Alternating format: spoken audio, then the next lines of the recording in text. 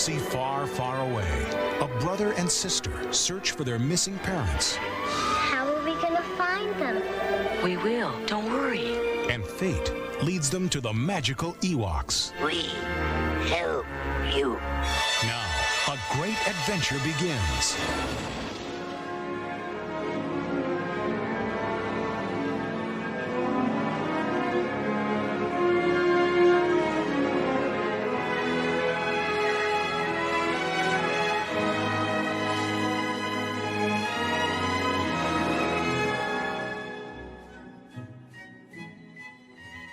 Hello, everybody, and welcome to Friends of the Force, a Star Wars podcast. I'm your host, Brad.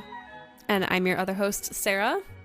And welcome to our show where we talk about Star Wars once every week. And I'm so excited to be back, Sarah, because I've been so deathly sick the last couple of days. And for those of you wondering if I sound a little different, that's probably why. I'm going to sound a little different on today's show, a little nasally. It kind of brings me back to my episode 2 days of Friends of the Force, when I had really bad seasonal allergies and I started this podcast. Oh my gosh. So if you go back and listen to those episodes, I just sound congested the whole time. I don't know why anybody continued to listen from that rocky beginning, but I'm glad you're here, Sarah, with me. So I've come a long way. Yeah. I mean, if you go back to that first episode, you may hear his voice kind of like, "Hey guys, it's me, Brad." Oh no. I'm kidding. Well, it doesn't sound like that. My sinuses did clear up by episode number 5 or 4 when you came on the show for the very first time. So that was when it mattered most. It was me saying, "Hey, I'm a presentable human being that you could have a long-lasting podcasting career with. So consider, please." And you just had to get your sinuses clear to convey that to me. Let's be real. Would you have continued this endeavor if the first time we had podcasted together, I was just like blowing my nose like every 5 seconds? Let's be real. Yes. Yeah. Oh, wow. Yeah. That's true friendship. Uh-huh. Everybody, find yourself a friend who will sit through the bad times like that. Truly. Well, Sarah, I'm so excited today. How are you doing this week? What's going on in your life? I'm good. I'm really busy and trying to do all the things that I need to do and considering the next steps in my life. And that's a lot of pressure on a girl. So we're making it work though. Yeah. No, absolutely. And I'm trying to make it work too. We're just all trying our best in these pandemic days. I'm getting dose number 2 this week. Me too. Oh, wait, what day are you getting yours? Literally less than 12 hours from now. Oh my God. Okay, future listeners, but now that I haven't talked about it on social media, so y'all are the first to know. Oh my God, crazy breaking news. That's exciting. I'm getting mine Thursday, so it's going to be a good week for both of us.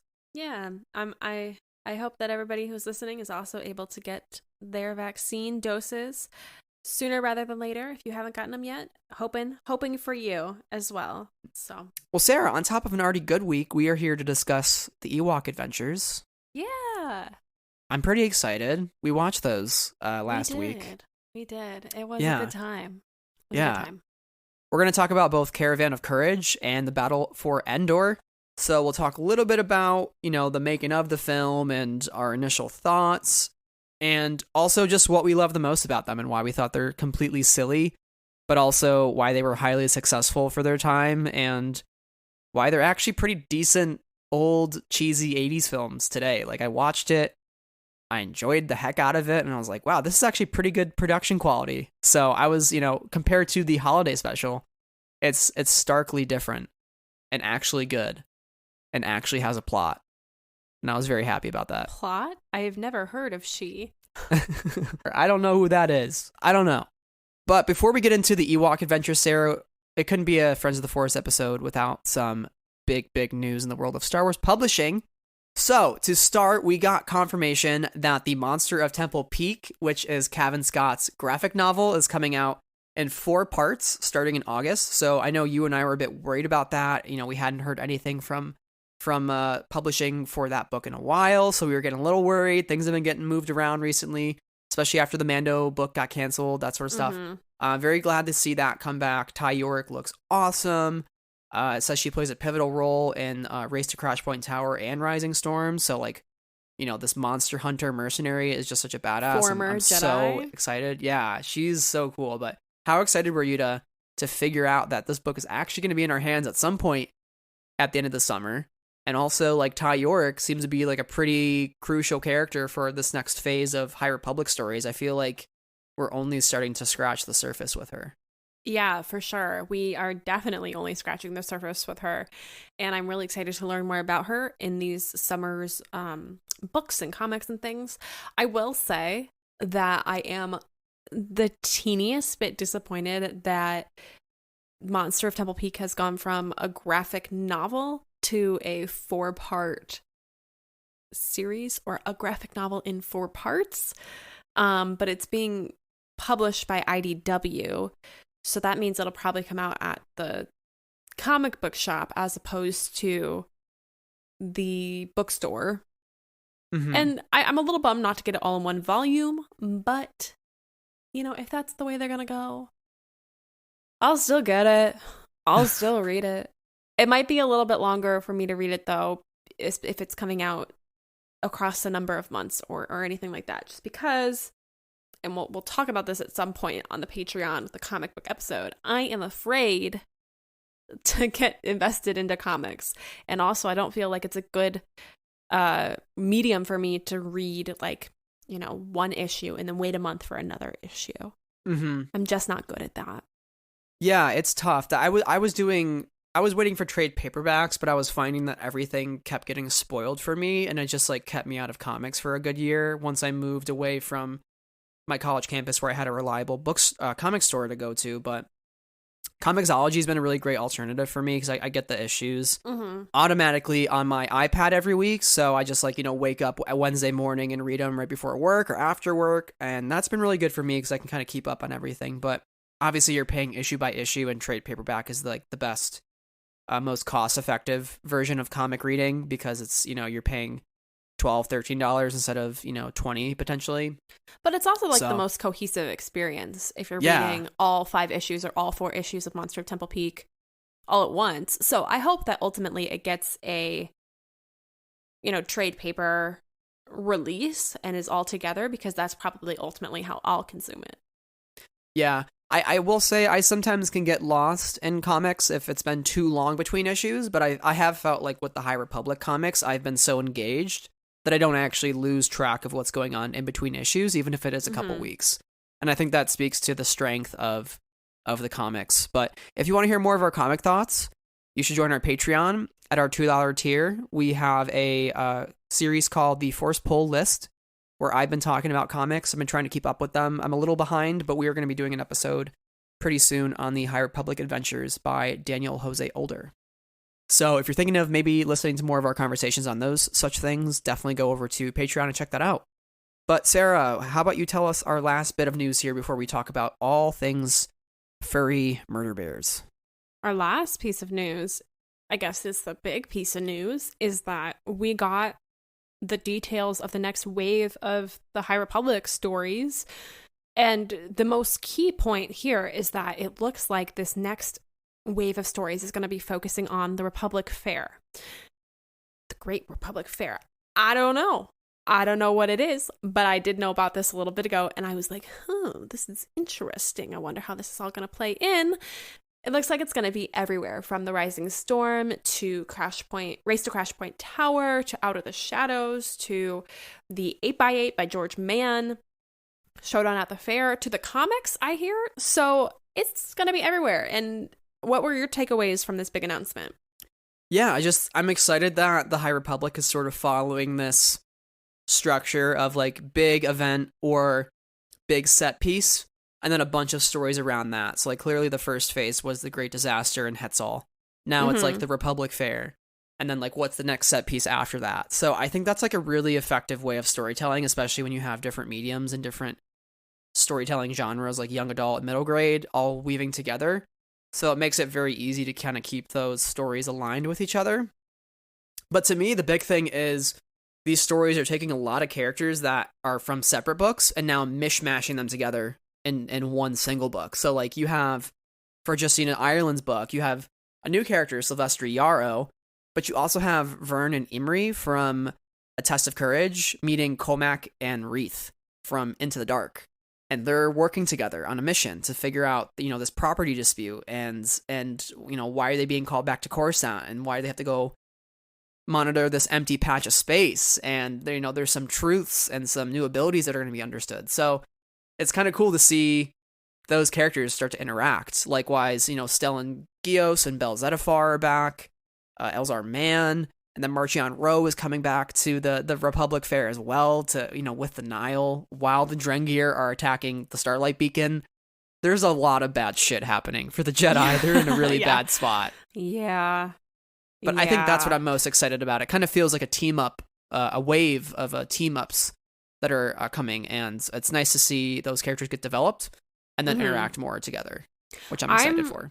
I'm really excited for Out of the Shadows and the fact that we're going to get this new character who seems really interesting, but also, Vernon Imrie from the middle grade and Comac and Reef, who we met in YA, all to meet in a YA kind of setting. I think it'll be really interesting to see how Justina interprets Wreath and Imrie for a YA audience, if that makes sense. Like, I think it'll be really interesting once Comac and Wreath show up in a major way in the adult books, because you're able to talk about them in a slightly different way. You're able to take them on a little bit different type of adventure based on the audience you're writing for. So I'll be really curious to see how they interact with one another and also how they just interact with the medium. Yeah, that's the exciting part, and also Justina taking the baton from Claudia and saying, "Here, I'm gonna write your characters now." So that's the trust that each of these authors are placing in each other. Yeah, and it's cool that they're not just boxing themselves into only having, "Hey, you can only write Wreath or you can only write Vern." It's like, no, anybody can write these characters. But Sarah, I will say our last point here, probably the most important point of all. Yeah, the High Republic Adventures number 6 is described. Quote, as the galaxy prepares for the Republic Fair, Court and Farzala leave their Padawan friends to join Leox, Gyasi, and the crew of the vessel on a secret mission for the Jedi. What could possibly go wrong? As it turns out, literally everything. Sorry, I was just reading that. I was reading slightly ahead of you. As it turns out, literally everything. Literally everything. We said that a lot on the podcast. I feel like we do that a lot. We're like, what could go wrong? Everything. Everything. We've said that multiple times. That's the High Republic to a T. Like, yeah, all is well. When everything is fine. And then the meteor comes and crashes us standing on the balcony going, everything's great. Oh, okay, cool.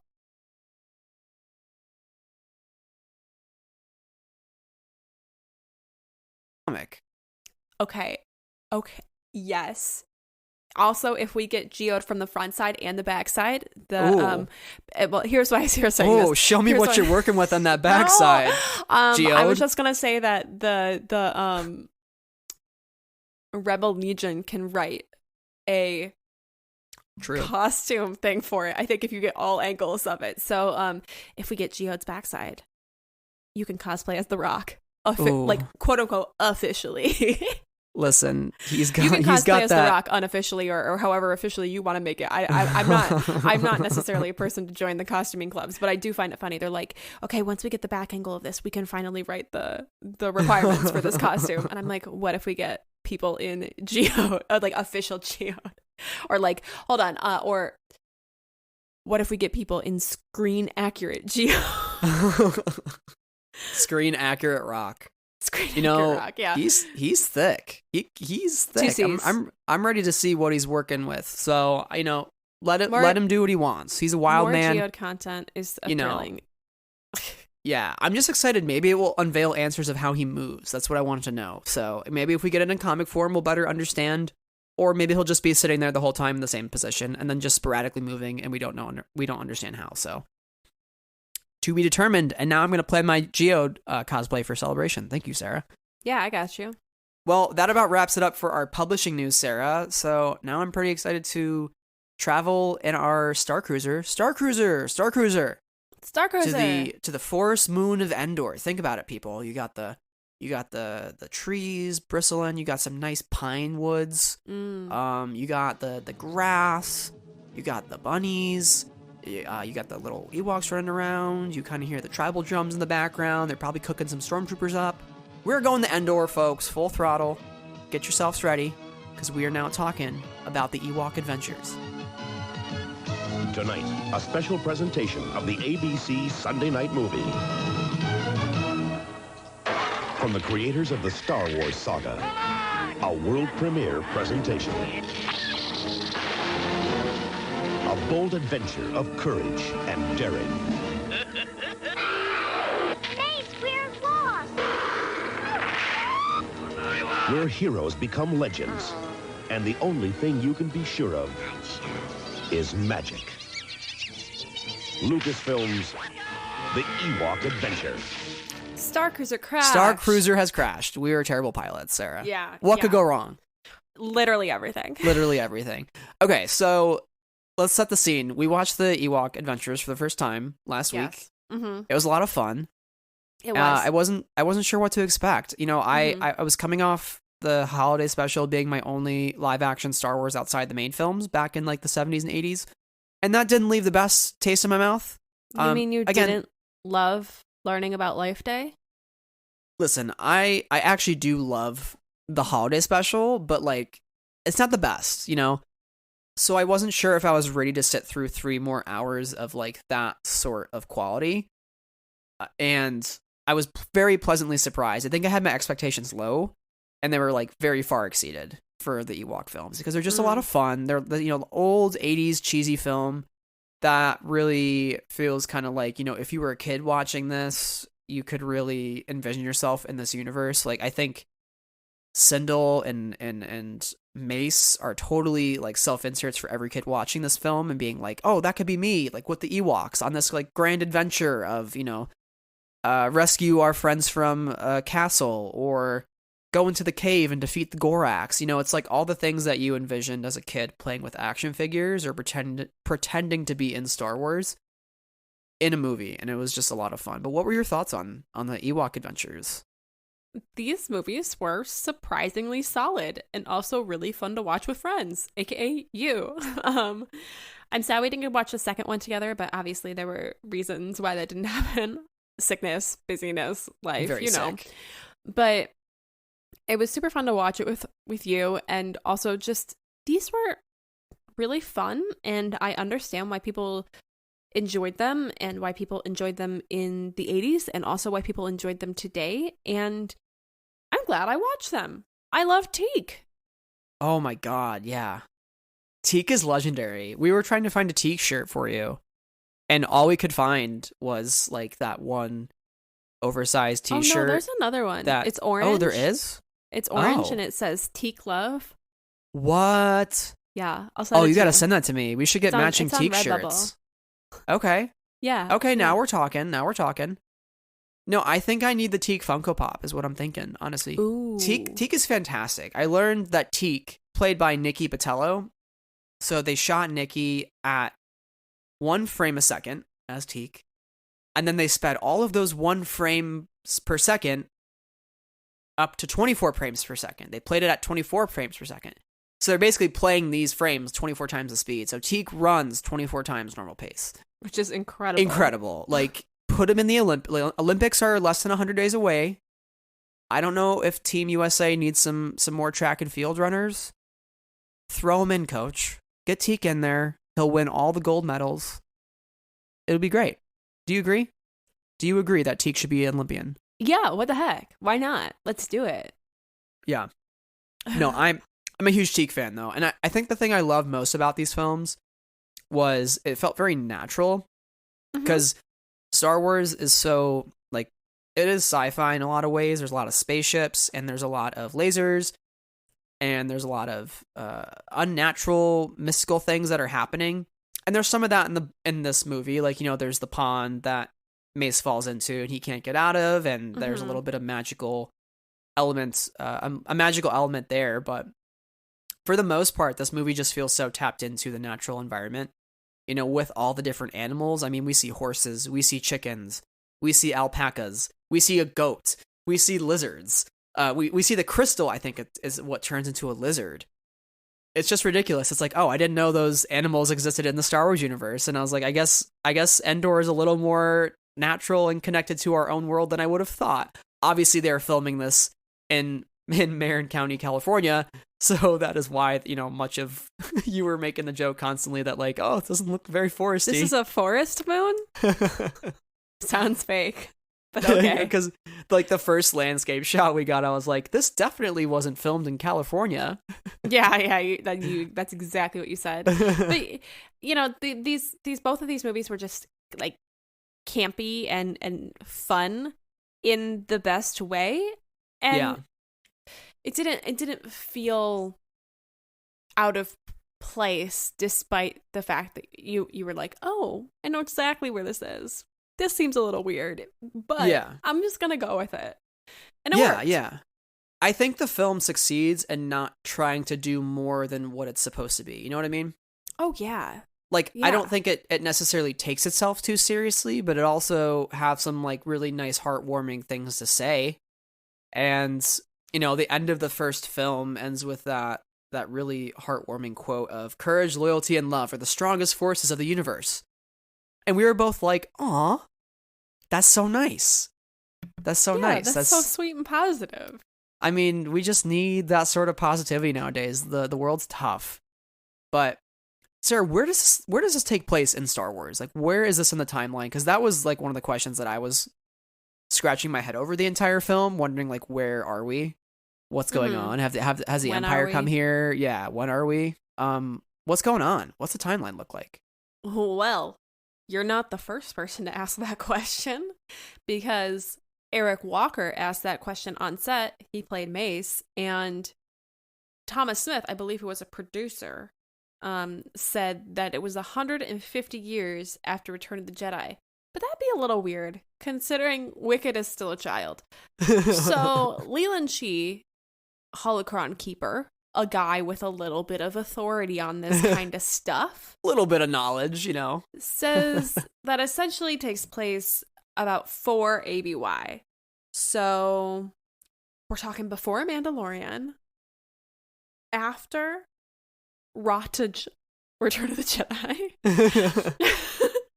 And yeah. Well, because there's also that Legends book I found out called Tyrant's Test, and apparently Sindel is in it, a mentioned only, I think. Ah. And she becomes a reporter on Coruscant, which I thought was interesting. Iconic. Yeah. So it makes sense that this would happen after Return of the Jedi, right? Because, like, Wicket learns Basic. He doesn't speak Basic to Leia, unless he's just trying to fool her and doesn't know who she is. So he's keeping his cards close to his vest. You know what? He's trying to play He tricks. was trying to fuel her, and then it was the bum bum bum bum TikTok sound, like the conspiracy TikTok noise. Oh yeah. But this would make sense. It is after Return of the Jedi, and it was just kind of interesting to think about, because we don't see much of Bright Tree Village. Obviously, it's a very different setting than like what we see in Return of the Jedi. We don't have as much of a set necessarily to go off of. I mean, we see Lao Gray, who is like one of my favorite Ewoks. He's the guy that points the stick in Han's face, and he goes, "Hey, point that thing somewhere else." And they go, "Oh God!" And then they all point their sticks at him again. He's like, "Hey!" And so he's like one of my favorites for that, because he stuck up to Han Solo, and he just felt like it. Yeah, Han Solo, you're nothing. Nothing. But how do you feel these movies compared, like, stylistically, tonally to Star Wars? Like, does it feel like it's almost its own pocket universe? Because, again, we don't really play with the Force. We don't play with the Empire in these films. We don't play with the Rebellion. I mean, Mace is wearing an outfit that is very indicative of a Rebel pilot's outfit, the orange jumpsuit. So you kind of get some hints of that. And I think one of the young Ewoks are playing with an AT-AT toy at some point. But overall, like, do you feel like it feels so separated where you can almost disassociate from Star Wars and just like kind of watch a fun movie about a bunch of tiny bears? Yeah. I mean, to my eye, as somebody who grew up in the prequel era and got in this fandom in a podcasting sense, to that point in the sequel era, it feels stylistically similar to the originals because it is made in that same time period. So there is a sense of continuity with the technology, the filming, the spaces that they're inhabiting in order to make this film. At the same time, it does feel disconnected from the movies and is enjoyable on its own and feels somewhat similar to the books or to the animated shows that are a part of this world but don't necessarily connect to the Skywalkers 100% of the time. And yeah, it makes them watchable. It makes them fun and not all that serious. I think we take the Skywalker saga very seriously sometimes to our betterment and our detriment. And I really didn't need to do that with these movies. So it was fun in that way. Do you think that's part of maybe why the holiday special suffered? Like, do you think that if the holiday special didn't have, like Luke, Leia, Han, Chewie, like, do you think it could have maybe breathed on its own a little bit? I feel like this is part of, I think you're getting a little bit to why I think these movies work, because it is so separated. And so there's not that expectation of like, the holiday special was the first thing after A New Hope. So people are like, oh, we're getting new Star Wars. And it's just like not at all what they expected. So like now it's like, oh, we're getting new Star Wars, but it's like totally a separate thing. And it was still highly successful, way more successful than the holiday special. Ironically enough, this, Caravan of Courage was originally called the Ewok holiday special when it was being drafted. And they changed that name for obvious reasons because they didn't want that, same association. But do you think that's part of it? I mean, it could be, but even if you take away the Skywalkers, you still have stir whip, whip, whip, stir. You still have True. The weird, sexy soft porn dance. You still have also true. All of the weirdest elements of the holiday special. So I guess you're right. They aren't that yes involved, no. Actually. Yeah. It's more. I mean, they're story. kind of there. I mean, it definitely has elements of that. You think of the shopkeeper, right, who's actually working or in cahoots with Han and Chewie. Mm-hmm. But I don't think that the Skywalkers are I don't want to say detriment, but like are the sticking point of that piece of media. And I just think because they went with like the vignette route as well with the holiday special, that's where it kind of got lost. I think where Ewoks succeeds is that they're both narrative features. Mm-hmm.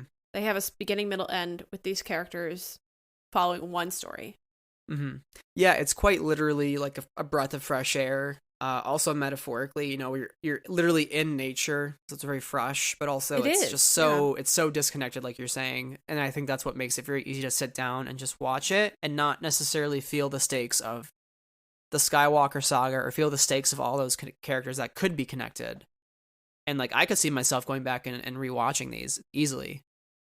Oh yeah, and it makes so much sense that they were, kind of beloved in the time that they came out, because they are perfectly serviceable kids movies, family movies.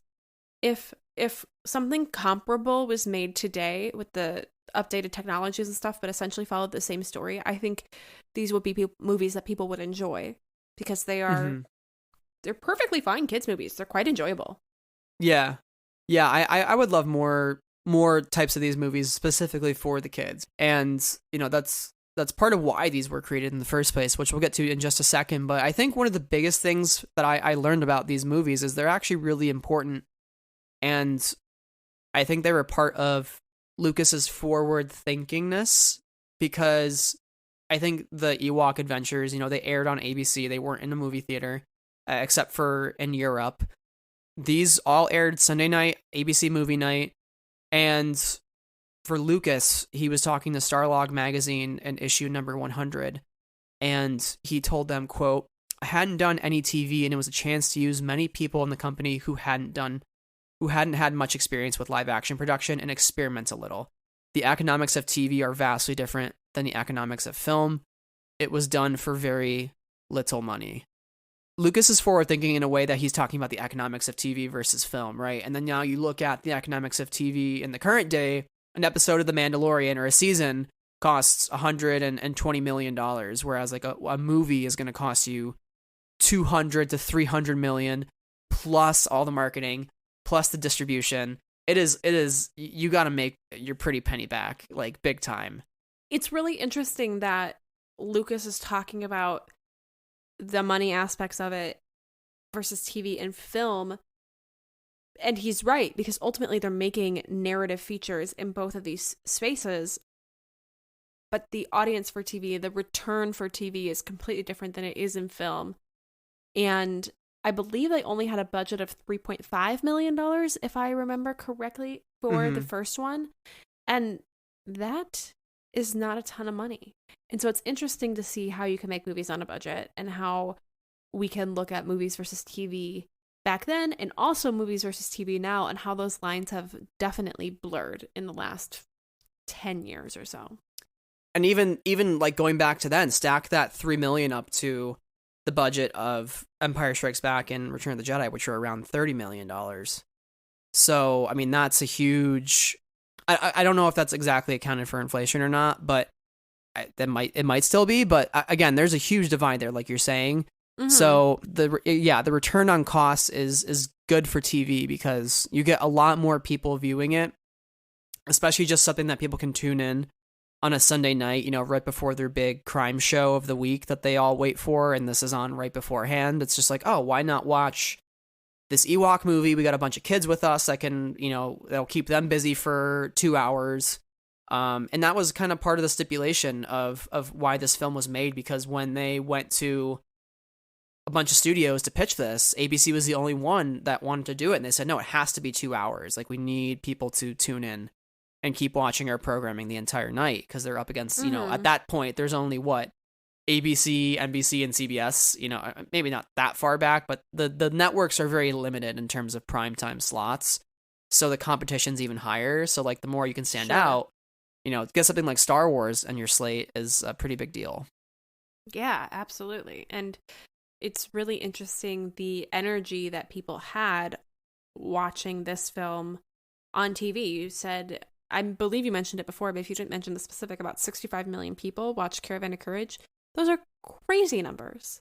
Mm-hmm. So the people really turned out for it, which is awesome.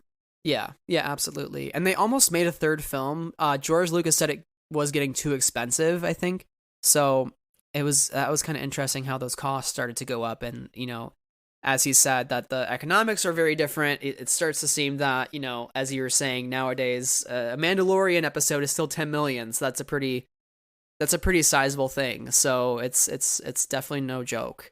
But I do love that he gave other people at the company, experience in live action that might have not gotten it on the original trilogy movies. So to really develop his crew at ILM and Lucasfilm, there were a lot of critical people involved in the Ewok adventures, like Joe Johnston and Phil Tippett. One thing I did learn, Sarah, which just blew my mind. David Fincher. The David Fincher, like Oscar-winning director David Fincher. He was a part of Caravan of Courage. He worked in Industrial Light and Magic's map photography unit as a photographer. This is unreal. And he also, I learned, that he was an assistant cameraman on Return of the Jedi. So this is actually kind of where he got his start, was like these first couple films. There was one film he did before Return of the Jedi, but Return of the Jedi and Caravan of Courage were his next two projects after that. So iconic. I can't wrap my head around David Fincher being involved in the Caravan of Courage movies. It's just like, how? Well, it's like when we were talking about THX and we were like, oh yeah, he was just chatting with Francis Ford Coppola. Like it's just crazy to think that, again, we think of all of these filmmakers as separate from one another and living in their own bubbles when they all have relationships with each other and worked with each other or knew each other, critiqued one another's work. It's wild to think about how small the top is. If that makes sense. I mean, just think, if it weren't for Caravan of Courage, we wouldn't have Fight Club, we wouldn't have Zodiac, We wouldn't have The Social Network, Gone Girl, Mank, which is now nominated for Best Picture at the Oscars. Thank you, Caravan of Courage. Thank you for your service. Again, I'm not actually saying that, but however, it was important. But you are saying that. You're saying that because it's cause and effect. The butterfly choices we effect, make yeah. lead to choices down the road. So yeah. All right. Well, Sarah, with that being said, let's move into our discussion on Caravan of Courage. What were you guys talking about? About the starcruiser and the crash. Come on, Cinder, get an IQ. He can't talk. He can talk. Talk. Pulga starcruiser.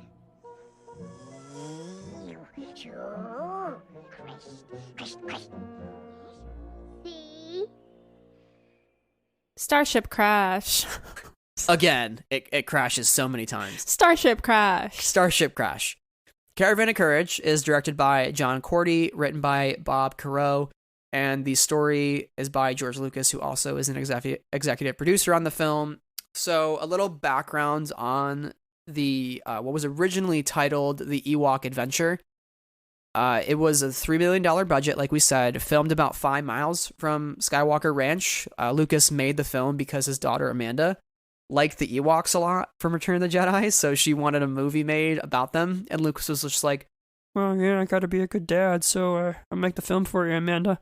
So he goes to make this film. That was a great impression, I know. I've been trying all week while I've been sick. Good, that was good. Very, very good. So he makes this film. It gets really great reception. Like we said, 65 million viewers is the second highest on ABC that year.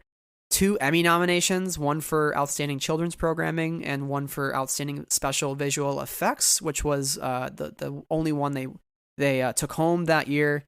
And this movie also got a limited release in Europe, with Drew Struzan coming in to do some beautiful artwork for it. That's when the title got changed to Caravan of Courage in Europe. And this is also when it eventually made its way to France, Sarah, where the best bop of all time. I cannot believe I didn't know about this song. Les Petites Ewoks? Yeah, by Dorothy. So that song, they took Peter Bernstein's amazing score on the credits of the Caravan of Courage, and they replaced it with this song by Dorothy, the singer. Iconic. Like, what were your, like, when you first heard this song, were you just like, what is happening? And also just like, did every single Star Wars song you've ever known just completely get usurped by this dark horse that we just discovered? No to the latter. Okay. I can't say the same. Oh, well, that's okay. We like to share our differing opinions on this show. As for listening to it, not knowing what's going on, I mean, yes, that's because I don't speak French. But I was just also wondering why. Why did this happen? I'm in very Benoit Blanc fashion. I don't get it. Compels me though. I suspect foul play. It compels me though. It compelled all of us. It's weird, but I like it.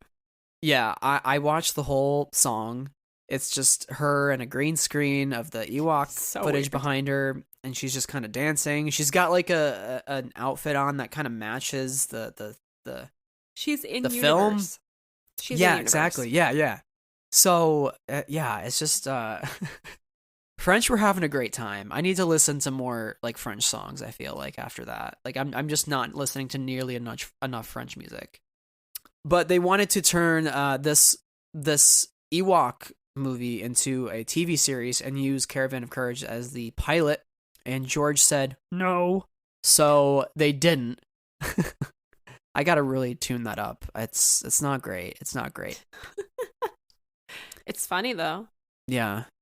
But did you want to talk a little bit about what happened in Caravan of Courage? Like what went down? There was some scary stuff. We went there and back again.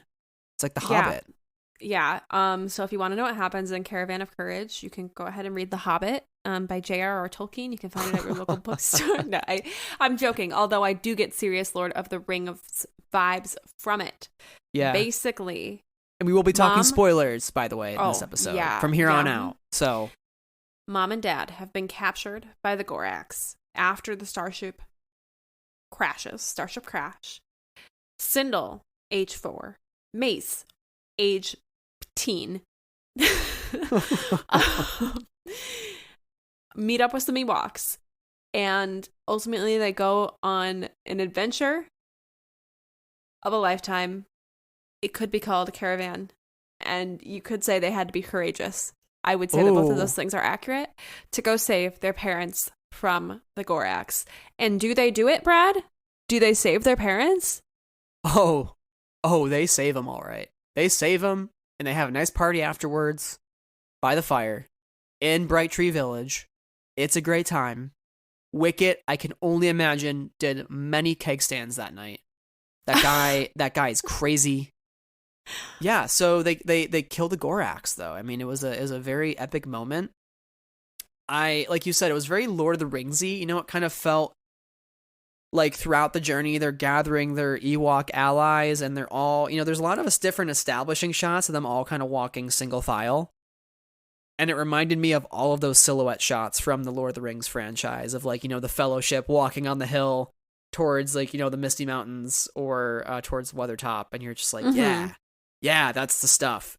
And Peter Bernstein's score is so good in this. Like, I need to try to see if it's on Spotify, because I would listen to it over again.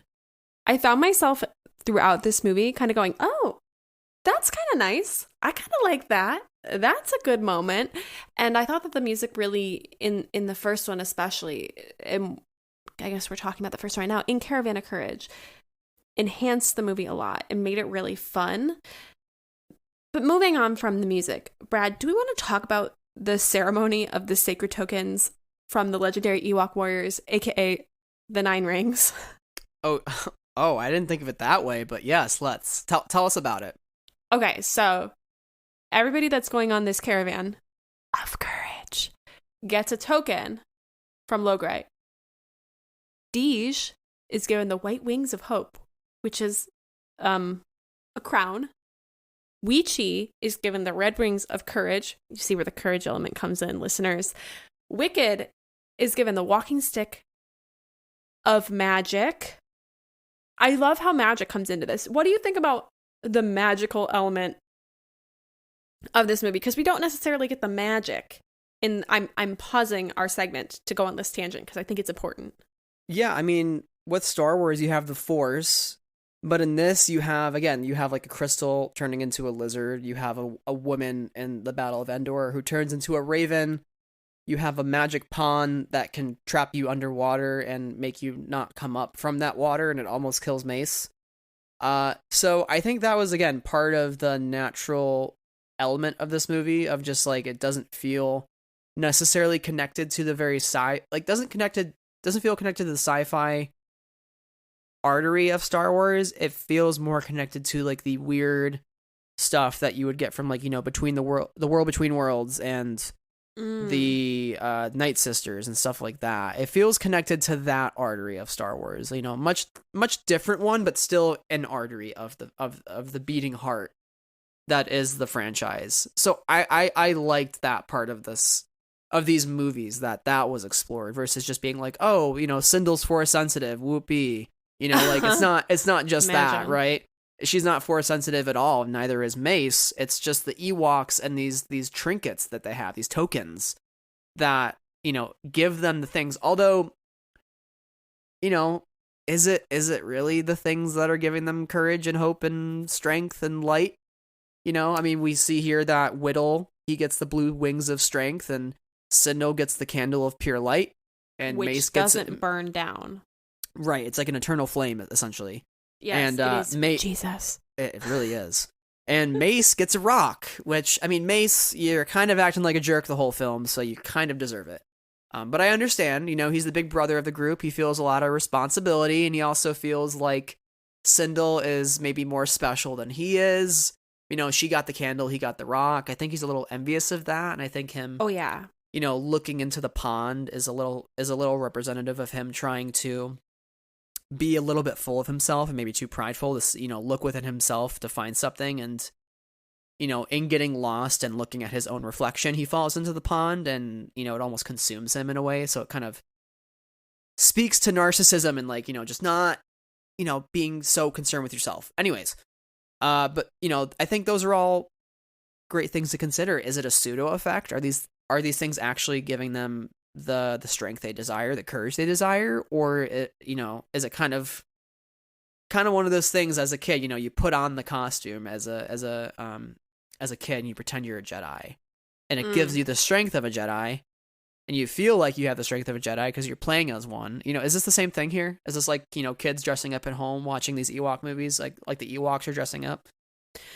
I feel like it's a little bit of both, and I don't want to miss out on our Caravan of Courage. Chukatrak, given the ivory teeth, R.I.P. Chukatrak. Also, the priestess, given the crystal. Right. I just don't want to leave them out because salute to Chukatrak. But tragic. In terms of like, is it them finding the power within themselves, or is it the magic? I think it's both. And these movies, as we were talking a little bit earlier, like these movies definitely lean on the fantasy element of Star Wars. It's interesting to see the space opera more rooted in the science fiction of it, and the Force is a bit more mystical than magic, if that makes sense.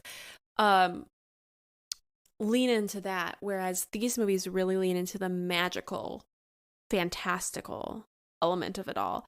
And I hadn't really considered your likening of the magic in this movie to World Between Worlds and the Night Sisters, those more mystical, very out there sort of elements to Star Wars. But I think that's fairly fair in the sense that it's definitely one of those more unexplainable things and leans more into the fantasy element of Star Wars. And I think it's a bit of both. Coming back to the question, yes, the magic helps them on their way. The fact that the candle doesn't burn down is helpful in a tangible way to Sindel, but also the fact that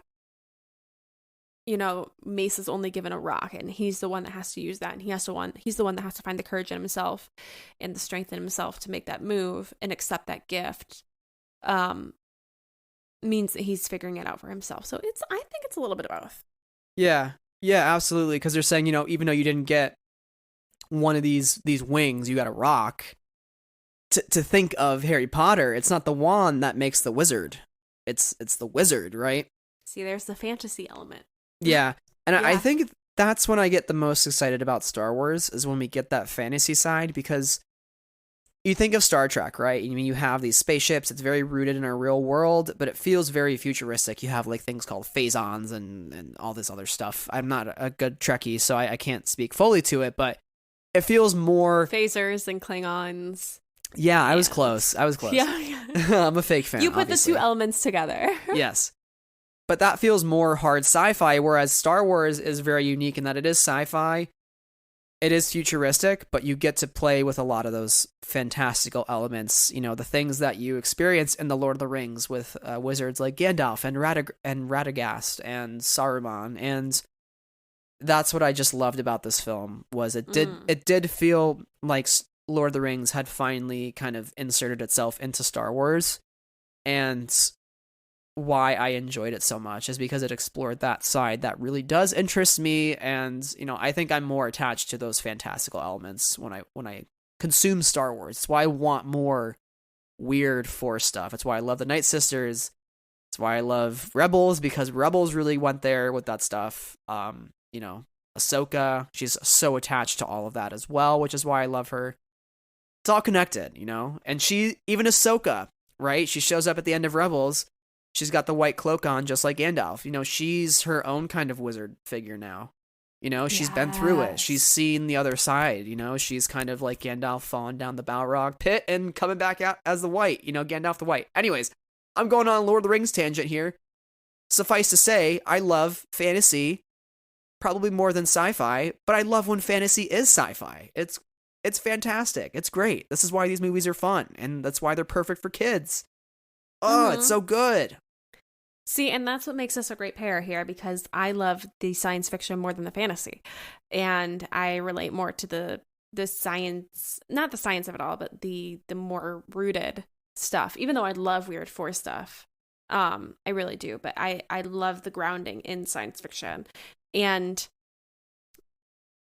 the fantastical element of this movie really reminds me of other contemporary fantasy movies for kids, like The Never-Ending Story, which came out in 1984, so super contemporary to these two movies. They all make sense together as a unit, and I like the fantastical element not only for the audience and literally the audience's place, but being kids and TV, or families and TV, but also in this time period, it makes a lot of sense that we were leaning into the fantasy elements of it all. Do you think there's any direct connections between the Never-Ending Story and this that you think really stand out when you look at these two films side by side? Like, is there anything that you see as a common through line to the recipe of this type of film besides those fantastical elements? Is there something about it that really just like grabs you and pulls you in? I haven't seen Never-Ending Story, honestly. I've seen it once. Yeah. It's not my favorite, but it was my cousin's favorite, so we watched it. And it has some of the same elements. It has difficult moments of, tough emotions. It has the adventure aspect of it. And it has overall the family storybook element, where these characters are kind of brought into this fantastical land and given a new identity, having to take on a new role within the story. So I think there's a lot of connections there, especially with the ages of these characters as well. Well, yeah, I mean, you talk about Mace and Sindel. This is not their neck of the woods. They are from a different planet. They are not tapped into the natural side of the universe as much. Very, very unfamiliar territory for them, but they're forced to adapt, and we look at Mace. He makes that final kill on the Gorax when the Gorax is climbing back up the cliff, which I was just like, how, Gorax? Get down. Get him down from there. I was like, he's dead. He's not dead. But you have this whole buildup of Mace learning kind of how to fend for himself in the wild with the axe. And he ends up using Chukotrak's axe at the very end. And they have that moment earlier in the film where he tries to one-up Chukotrak by hitting the bullseye on the tree. And Chukotrak, I was like, he's not going to do it. Chukotrak's not going to do this. And he did it. He threw the axe. It didn't hit the bullseye. He hit the other axe square in the middle on the handle. And I was like, dang. Chukotrak just dropped the mic. Chukotrak might be one of my favorite Star Wars characters. And I have to say, super upset that he died. Add him into my list of Star Wars characters' deaths that have left a very remarkable imprint on me. Sad one at that. Alongside Shmi and Ben Solo and Boga the Varactyl. They're all up there. I'm very sad about all of them. But what did you think of that side of it where, like you were saying, you get thrown into this as a character and you just have to adapt. And for Mace, he ends up making a big, bold move of courage right after saying goodbye to Chukotrak and thanking him for, showing him the way, basically. It was kind of a beautiful moment. Like, what did you think of that journey? I thought it was great, and he really had to grow up in a meaningful way in order to be his own hero and be a person not only for himself but to save others. And I appreciated that. Yeah, because I think he was more in it for himself throughout the film, and it was nice to see him make that that face turn at the end. Yeah, he thought he was above it. I mean, there's one moment in the movie where he goes, "This place is for kitties." And I was like, girl, you are a kitty. When you get to that age where you're just like, ugh, I'm too old for this. And it's like, you're 12. You're like, you're definitely not too old. That's the experience that Mace is going through in this movie. And for him to say, okay, I'm actually going to step up and be a responsible person here and do what I need to do for not only for myself, but for everybody. Good stuff. Good fun stuff. Didn't hate Mace by the end of it. Yeah, he grew on me for sure. There's a lot of great moments in this film, just a lot of great funny moments. The moment when the Gorax picks up the axe and there's the Ewok hiding behind it. But especially one of the most lighthearted moments were the Wispies.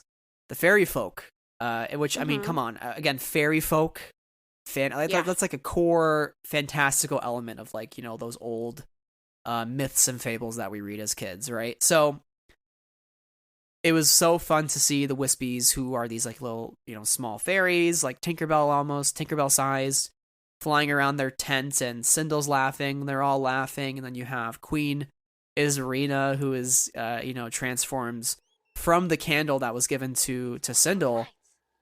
It's alive. It's one of those lights. Be careful with her. Look, she's dancing around like crazy. Maybe she's lost from her family. Like us, all our families are split up. Even Wicked's. His mom and his baby sister, they're way back there. You gave up a lot to help us. You guys have become really good friends. I love the Wispies. What did you think of the Wispies? They move so quick. They're so They're cute. so cute. Major chaos vibes, but like love that.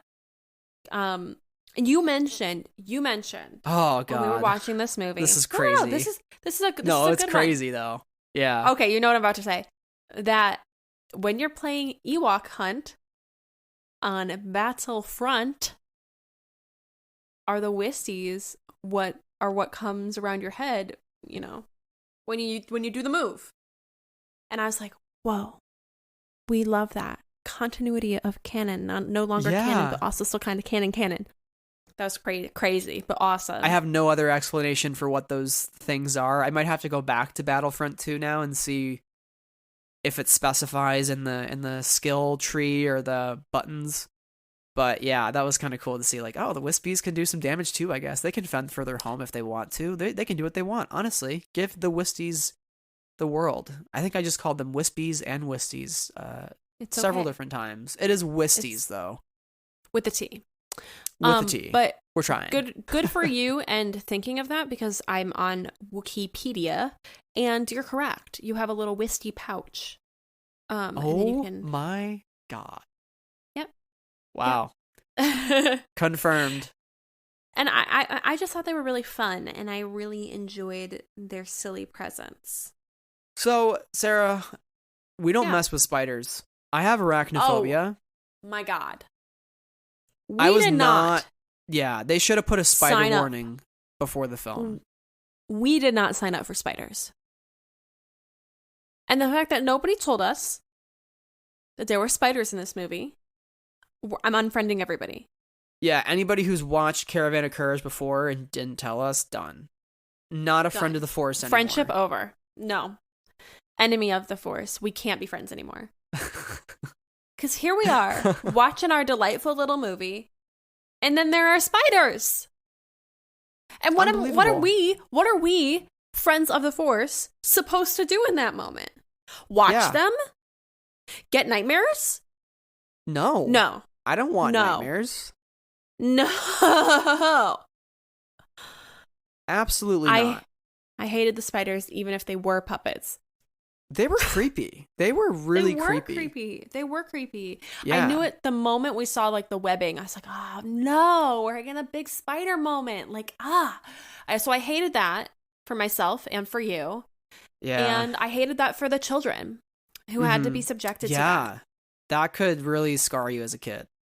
And I will say, like, I don't remember a lot from those moments because I looked away. Yeah. Yeah. You know, I will say though, spiders, another part of Lord of the Rings. You got Shelob in the tunnel as they pass through on their way to Mordor.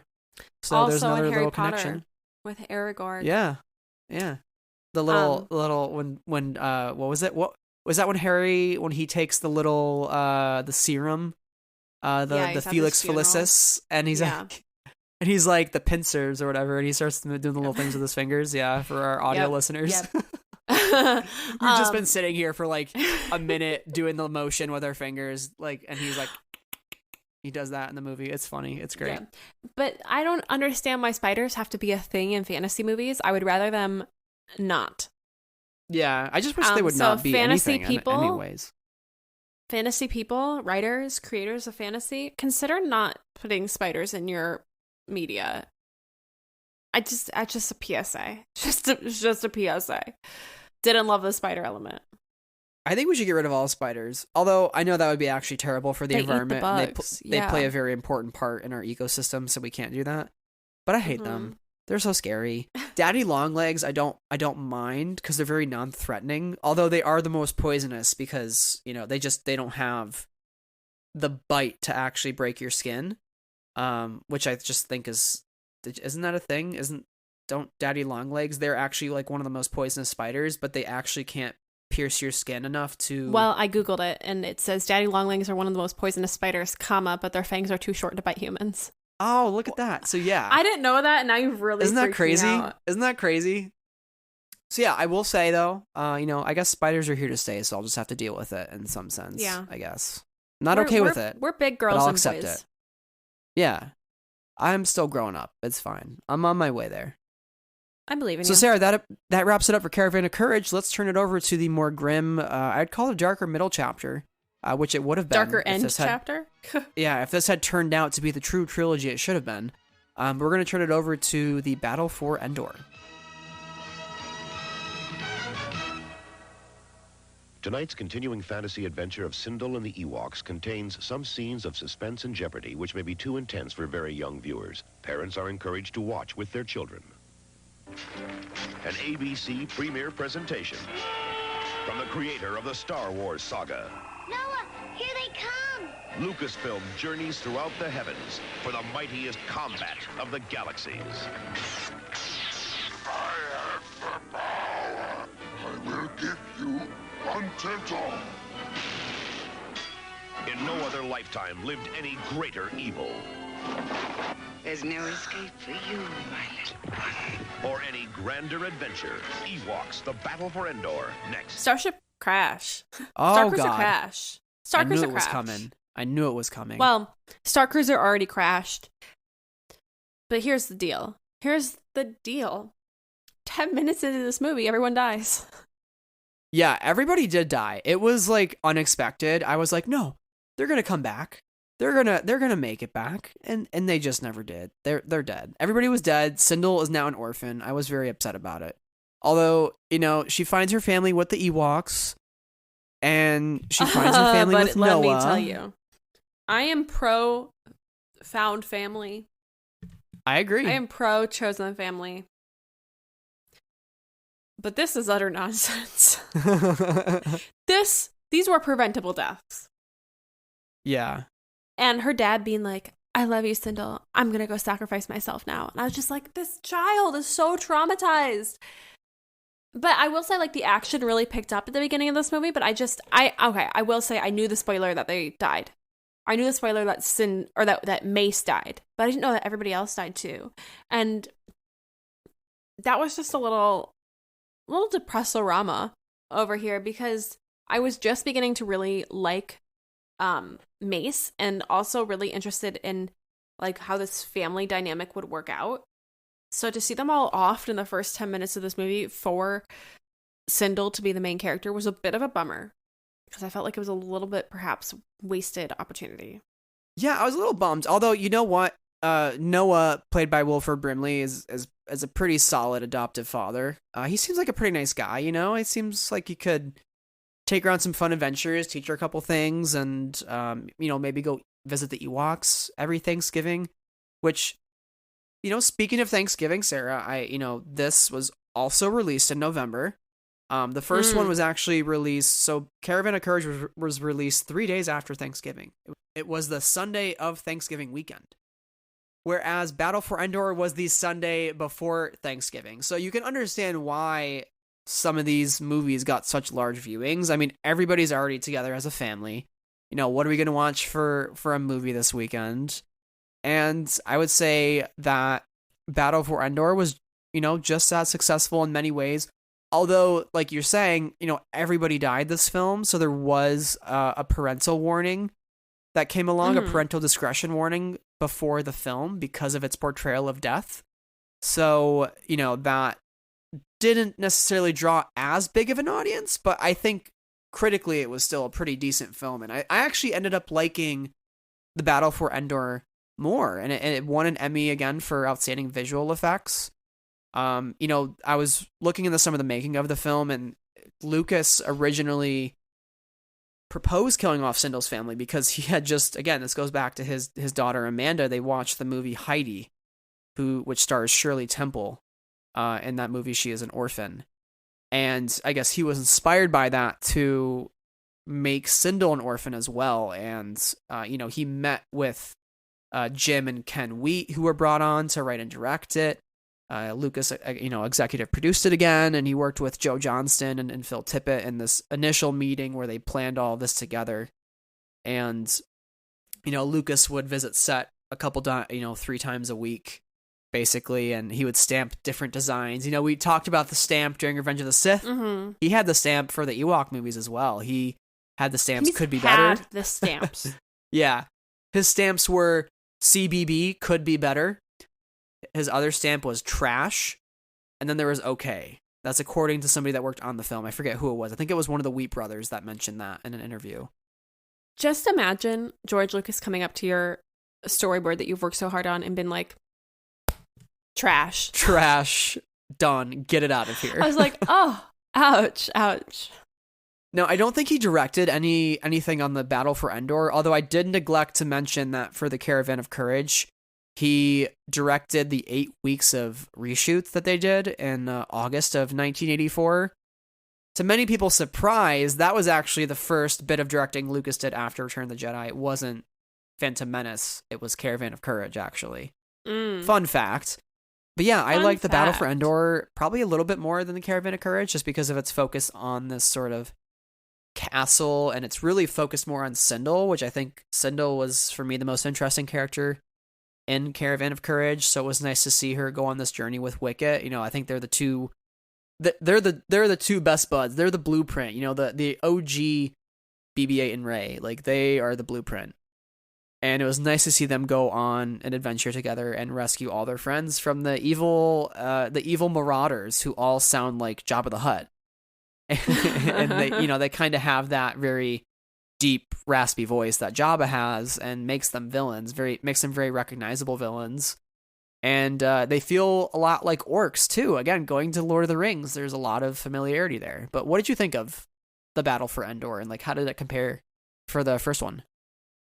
So I think for me, again, we talked a little bit earlier how I like the sci-fi a little bit more. You like the fantasy a little bit more.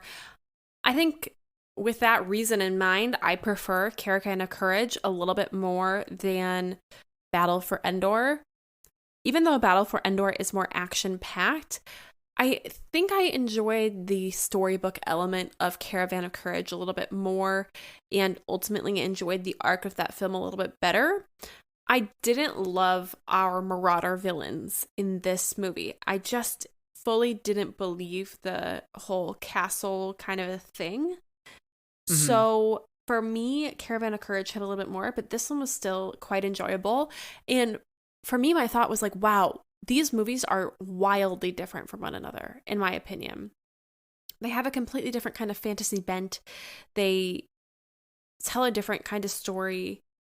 And I was surprised to see that they were tonally different and had different sort of elements to them, even though we were in the same planet with the same couple of main characters. Like Wicket going from being able to say just starcruiser crash to speaking essentially full sentences of basic was great, hilarious, but also a bit jarring. And that's one of those key things that for me signal that there was a shift, like a real shift between these two movies in terms of the story and how they were going to go about putting the narrative together.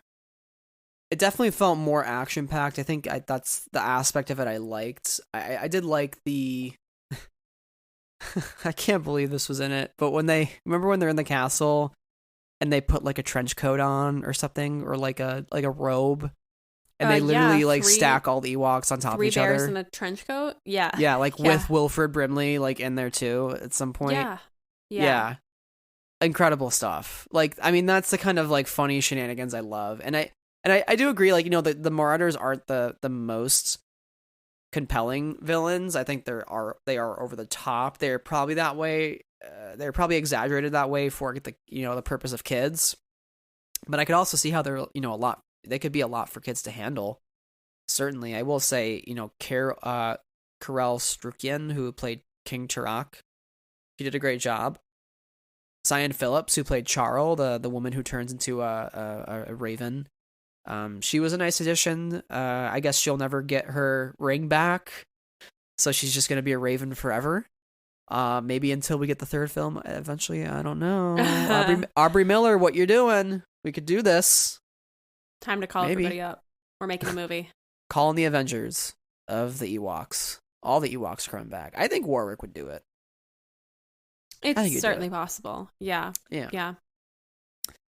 Yeah, so the opening scene, though, I think the opening scene, to go back to maybe the less fun part of the film, is just this death that happens and this village getting burned and explosions are happening. It's very intense. It's like literally 0 to 100 very, very quick. Yeah. There's blurgs. I didn't know this is where the blurgs originated from in The Mandalorian. That's crazy. It is really 0 to 100, especially considering Caravan of Courage is relatively slow. And it was really interesting to watch. And I think that for a lot of the movie, we don't really talk about the grief that they experience, or that Sindel specifically experience. But there is a moment in the movie where Noah, I believe, and Sindel are talking about the people they lost. And they're having that kind moment together of grieving what they lost. But I felt like that kind of got ignored for the sake of the plot. And it felt more like a plot point than an emotional beat throughout the movie. And I feel like that's kind of a little bit of a missed opportunity, but I also totally understand it because, again, this is a movie made for 8-year-olds, and that's okay. Yeah, well, I thought I saw some Last Jedi parallels, interestingly enough, when her father tells her, "I'll always be with you," which is like what we hear Luke tell Ben. Not in a super kind way. It's kind of like a mocking way, like, "I'll always be with you, even if you take me down." Although he does mean it in a little bit of a sincere way, like, this, killing me won't get rid of your problems. Likewise, her father telling her that is him saying, "Doesn't matter if I'm not here, I'm always going to be with you, like in spirit." And Noah says, if you remember that, and you remember all the things he said to you, and if you remember how much he loved you, then he'll never be gone. And she says, "But it hurts." And, I think that was one of the better, more relatable moments of the film, just kind of the idea of loss. And, yeah, it's always going to hurt. It does hurt. But if you just kind of remember all the things that they said to you, or, people that you lose in your life, remember what they said to you and how they made you feel, and how they made you feel loved.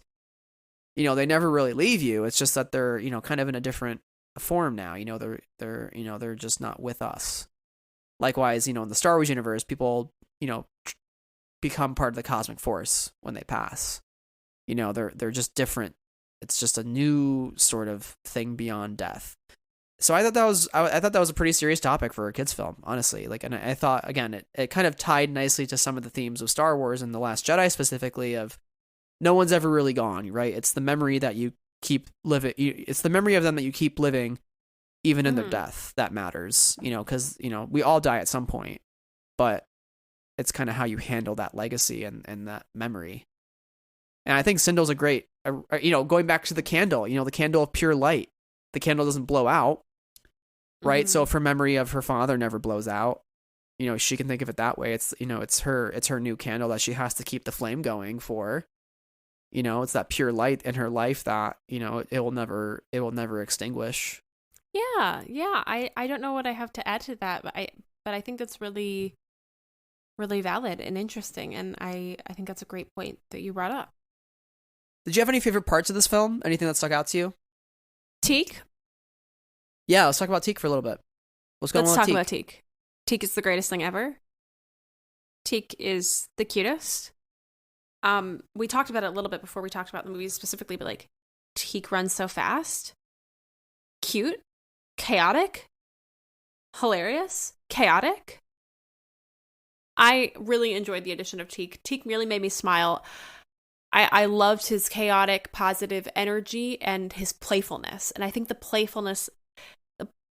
And I think the playful energy that that character brought to the second movie was really the highlight of it all. Mm-hmm.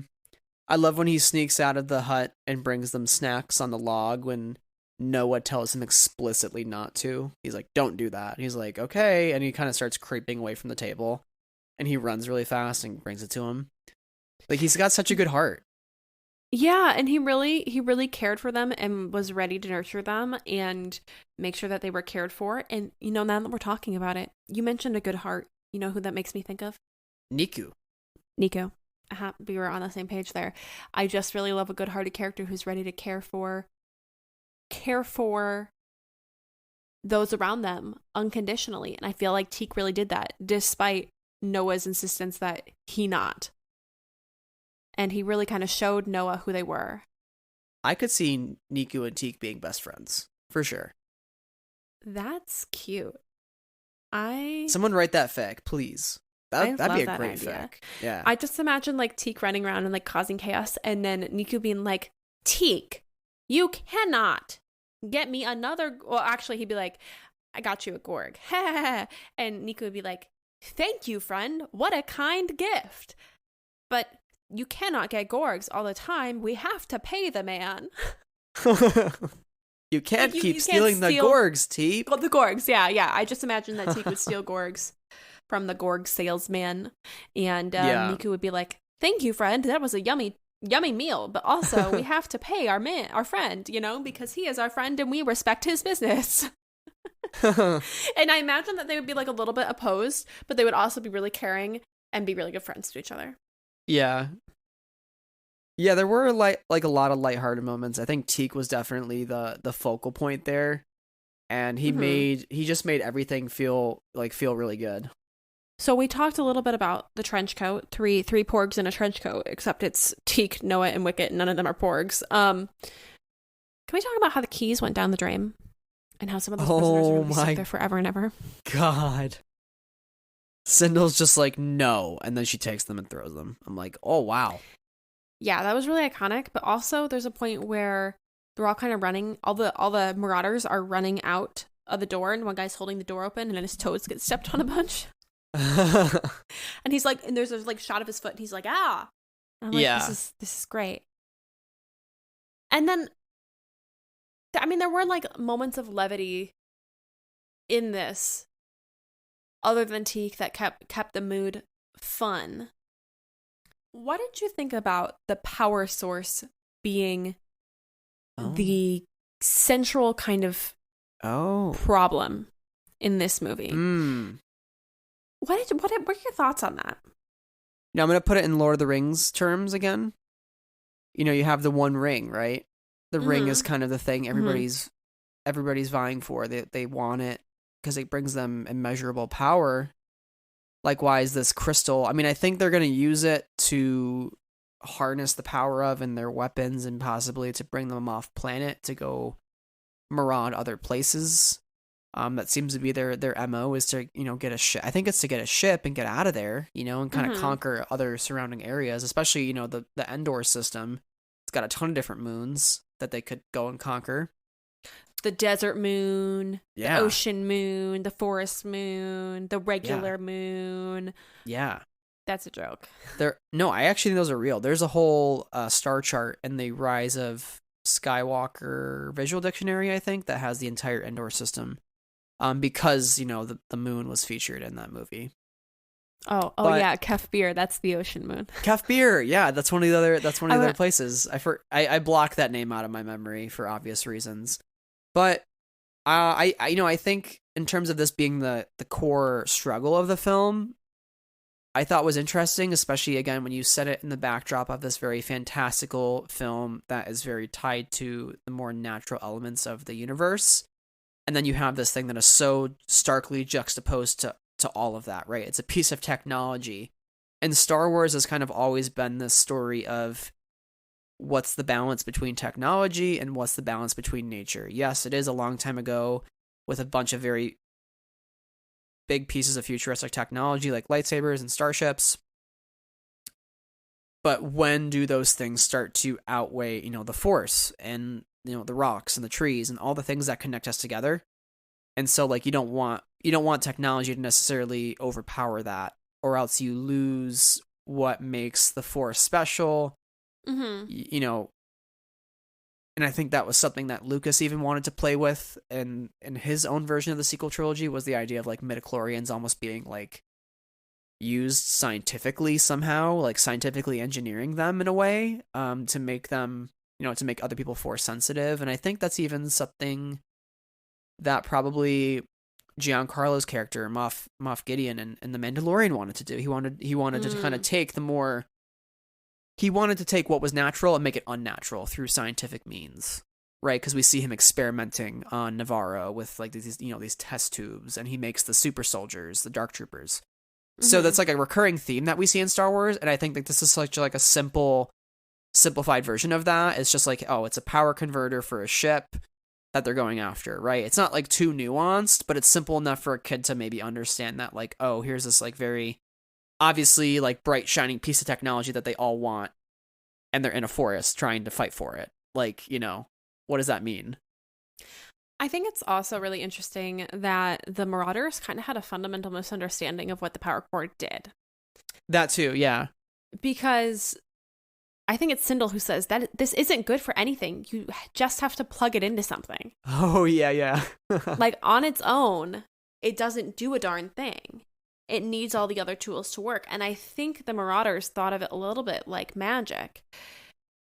And I think Sindel and Noah understood, obviously, because they come from that technology culture, like understood that it was just a piece of the pie, a very important piece of the pie for them to be able to get off their planet. And I think that that's the piece of the pie that the Marauders understood, but they didn't understand how all the things around it work. So they were trying to have an understanding of something that wasn't understandable to them, if that makes sense, or that they just did not have a comprehensive understanding of.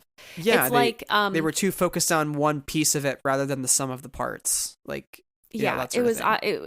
Yes, or like, you know, early psychologists, psychiatrists, those sorts of people being like, oh, if you go all the way around your body or all the way around your brain, you know, 1 degree to the right controls the head, 1 degree to the right controls your, you know, the way that the brain is organized, when they had no understanding of what the brain actually did.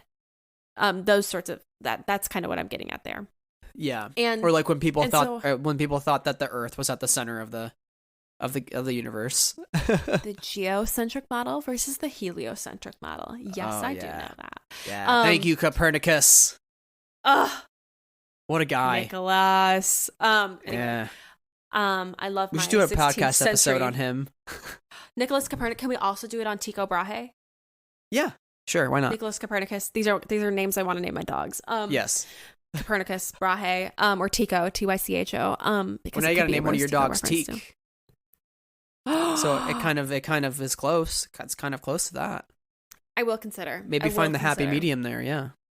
But I think it's really interesting that at the end of the day, what ends up getting Tarek is not the science of it all, is not the unknowable, the known to Noah and Sindel, the known to the humans. That's not what ends up getting him and besting him. It's actually his own magic, his own crystal, the red crystal, that ends up being his doom. And I don't know if I've thought critically enough about this to think about what it all could mean, but it is interesting that it wasn't the thing that he wanted command of, that he didn't have a full understanding of, that bested him, but the thing that he did have command of, and I guess fully didn't understand, that bested him. I don't know. Yeah. I don't know. Yeah. No, I mean, that's an interesting point. It's kind of, it's yeah. You lose sight of the threats and the dangers that lie in front of you because you're so fixated on what's ahead, right? It's like, to bring it back to Lord of the Rings, we're making this a Lord of the Rings episode, you know? It's like when, at the end of Return of the King, which, spoilers, if you haven't seen a film that came out 18 years ago, you should definitely go do that because it's a great movie that won Best Picture and it's amazing. But at the end of Return of the King, Gollum bites off the finger of Frodo, and takes his ring off. And what does he do in that moment? He is so fixated on the ring that he is completely missing the fact that he is losing his balance and he is stumbling off the backs of this rock into the volcano. Like, he is literally cradling that thing as he's falling. He is so like invested in the ring. He doesn't see the danger behind him, and it's not until he's like literally in the lava, right, that, you know, he's trying to keep his hand out, and the ring is the last thing to be sitting on the lava. He's fully inside of it. So like, I think that's another great instance of like a villain with a ring. You know, I just think of the imagery between those two characters, and I'm like, it's pretty obvious, you know, just like what is our selfishness? Where does that lead us? And I think George has always been a firm proponent that, you know, if you're too selfish, you fall to the dark side and bad things happen. You know, it's like, you know, the point of the movies is to love one another and be compassionate and not selfish. And I think the Marauders are a great example of selfishness and how it can best you, right? So it's all the fundamental Star Wars teachings in this film. It's just simplified for a younger audience. Definitely. I agree. Sarah, do you have any other thoughts on the battle for Endor? Any other things that stuck out to you and really keep you? I will say, actually, the phrase "skin glider" we haven't really talked specifically. Oh, we did not talk that. About skin glider nearly enough. Don't Horrifying like phrase. -5 out of 10. Don't like that phrase. Makes my skin crawl. Actually, speaking of skin, so God, I hate saying it. These movies have some great establishing shots. There's a lot of those, especially in the first and second movie. There's a really good one in the second one, I think, like with the castle. I love that one when she's on the horse riding towards the castle. That's great. And then actually, if you see how they made those, we'll post the videos of the making of these movies. It was a fan-made video, but they show the composition footage of how they took one composite image onto another. But the castle's actually a miniature, so that's really cool. And oh, some cool technology, and also matte paintings. Yeah, matte paintings in this, absolutely great stuff. I mean, love it. The fact that they use a lot of matte paintings and a lot of puppets in this film, that really made these films have a unique look to them for sure. Well, I think that about wraps it up, Sarah. I mean, we talked about both the movies. We talked about the High Republic books today. We talked about quite a bit. So I think that is a good place to call it. So Sarah, last thing I want to hear from you before you tell people where they can find you online is, what would you say to this pair of Ewok films as you say goodbye? And what are your final thoughts on them as a whole? My final thoughts on them are just that it's okay to be silly. I've said that before, I will say it again, but like, it's okay for things not to be serious all the time, and that these are perfectly fine movies, which if you got through this whole episode and haven't watched them, you should go do. Or if you have listened to this episode and haven't watched them in a while, go rewatch them. If you have kids, watch it with them and see their reactions to these movies. Does it resonate with them? Because I think that having these movies on Disney Plus, readily accessible to the people, to the masses, is just a great way to allow people to enjoy these movies, whether they're canon or not, and bring them to a whole new generation of young audiences. And I'm all for that. So A+ for the Ewok movies existing, and A+ for the Ewok movies being accessible to us so that we got to watch it together. It was a good time. Good time all around. Yeah, my final thoughts are, I think these two films are a perfect example of just, again, don't take Star Wars too seriously. We should always want good quality out of our Star Wars, and we should hopefully get impactful stories that, leave a big imprint on us. But also sometimes you just need the silliness. You need the ridiculousness. You need just Ewoks on a fun little adventure wearing silly little hats, and that's sometimes good enough to just get us through the dark times, right? We're in a pandemic right now, and watching something like this is just a bright joy on everybody. And maybe not the battle for Endor when all of Sindel's family is killed, but R.I.P. I think these are still just great movies to sort of throw back to and have a good time with, and remember that Star Wars was made for kids. These movies were made for George's daughter, Amanda.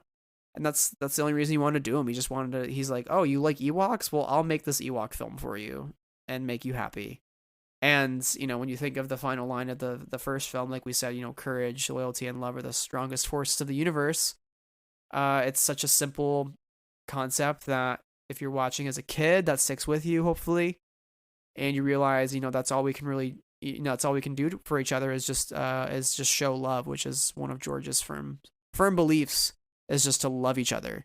So I think, again, feel good movie, lots of fun, lots of silly. And sometimes we need that, and we don't always have to take this stuff so seriously. Sometimes we can just have fun with it. And we can watch them go rescue some Ewoks from a castle and somehow save the day once again. Like, they can take down empires, they can take down marauders. Ewoks can do whatever they want. So we need more Ewok content, in my opinion. We don't have nearly enough. More murder bears. I'm telling you now, Sarah, I need that Joe Johnston book from the 1980s. The book he made with, I think it's Low Gray. I need that really bad. Time to go scour eBay. Yeah. Thrift books. Don't tempt me. Oh, just kidding. Who? What? There are websites for that? Never heard of them. Wouldn't even know where to direct you. Never heard of eBay before. If you want to know specifically what I'm talking about, people, it's called The Adventures of Tebow, A Tale of Magic and Suspense, and it's written and illustrated by Joe Johnston, and it's the cutest book ever. So I'm probably actually going to go buy it now. Somehow. But Sarah, until next time, hopefully by then I will own the book. Where can people find you online? You can find me at Sarah's Puzzle Pages on Instagram, at SEH221 on Twitter, Goodreads, and Letterboxd. As for Friends of the Force, you can find us on Twitter, Instagram, and YouTube. Please leave a 5-star written review wherever you're listening to the podcast to help others find the show. And if you'd be so kind, consider joining our Patreon at patreon.com/Friends of the Force. That's another great way to support the show. It costs money to run this podcast, and every patron helps tremendously. So thank you to all of our patrons: Amy, Anna, Brian, Cheryl, Deborah, Donnie, Elegy, Jesse, Knights of Ren, Levi, Lindsay, Marie Claire, Neil, Rachel, Sarah, Skytalkers, and T. So thank you all for being proud patrons. We really, really appreciate your support. Next time Friends of the Force, Sarah and I are talking about, you guessed it, it's award season, baby. We're talking about the Oscars, but specifically, we're talking about a history of Star Wars at the Oscars. We're going to go through some of the greatest moments. Very excited for that, Sarah, next week.